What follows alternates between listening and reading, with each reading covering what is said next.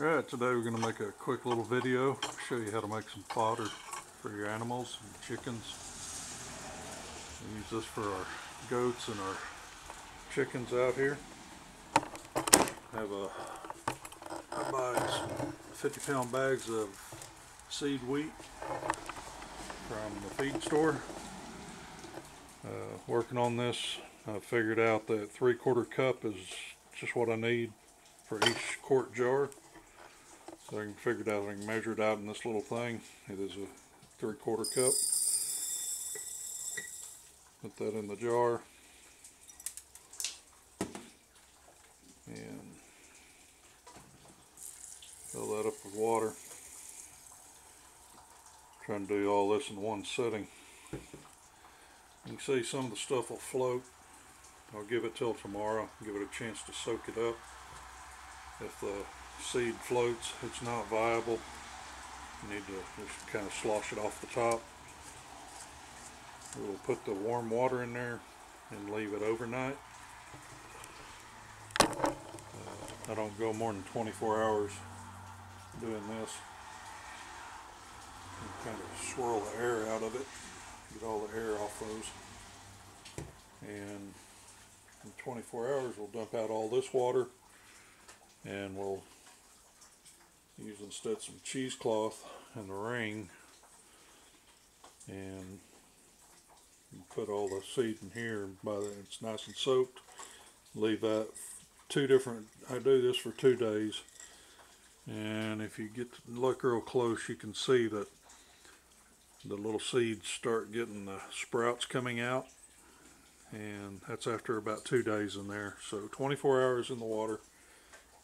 Clean out the water, rinse it a time or two, and then put it in another jar.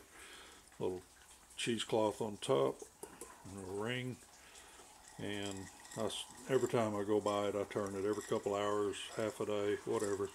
But for 2 days, we keep them running in there, and they should be plenty moist. If you're in a dry climate, or you're in the air conditioning, you might take that top off and spritz a little water in there, just to keep it nice. But keep these in there warm, in a warm area for a couple days until they're all done.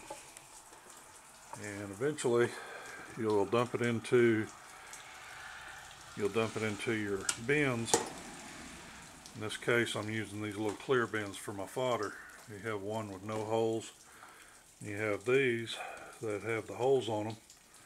You can see I've put the holes all through it with my solder iron, just little bitty holes. And I do two quarts at a time, 3/4 cups for each. So 1.5 cups of the wheat each time I do this. And normally when I'm doing this part, I do 2 of these and just put you can put the cheesecloth on afterward and let it set up like that while it soaks. Because normally I don't do this one until I've emptied this one. So I do 2 of these at a time. 2 with the water, and then the next day there'll be 2 of these sitting for 48 hours. And once I empty that into the bin, I should have fresh bins emptied out to the animals. And so I got two going every 3 days. 4 days, yeah, every 3 days I'll have a fresh one starting inside. This one's been out here a couple days now, because I actually was going to empty out the jar tomorrow, maybe tonight. And then you get a couple days growth on it. Again, it's 3 days. So this one's 6 days. This one's 9 days. Now mind you, these are sitting out here in the light, under the lights, the LEDs. But it's been really cold, and I know y'all probably don't think it's cold where you are. I'm in central Texas. We get up 100 degrees every summer at least, so hitting freezing is pretty cold around here for us for quite a while. It's even worse. But this has been happening since we had the cold snap, about 15 days, so about the middle of December, and we're almost to January 1st now. And so we got 10 of them ready. So we're doing pretty good, I think, for cold weather. But we'll keep getting them. We'll get that one out of there today and give to the chickens. Gave half of it to the goats yesterday. And you can give them as much or as little as you want. You adjust how much you make according to what you need.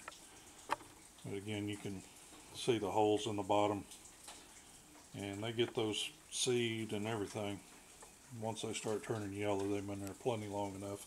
You need to get on out. Now, this stuff you can cut like grass. Just get your shears or scissors. You know, cut it across the top once it gets up high enough. And you like it where it is, and it'll continue to grow. You can probably get 2 or 3 clippings out of it, just doing it hydroponically like this.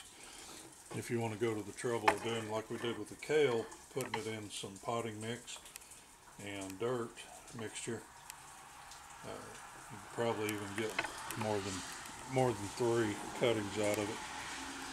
But I haven't tried that. They seem to like it with the root and all. They like the sweetness of the roots being sprouted out there. So we give them the whole thing when we give it to them. Give them the fodder one day, and the next day we'll give them some grain.